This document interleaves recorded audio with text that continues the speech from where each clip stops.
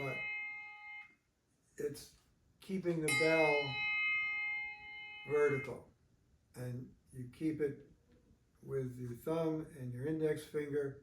You keep these three fingers here to flip the bell. So you're flipping the bell, and then you're damping. If you're going to try to ring like this, it's likely it's going to stop because it thinks it's going to be on the table. All your sound is just, with a bronze bell, is just going up in the air. So the directors are trying to encourage this vertical ringing. And you need to get a little flip in there,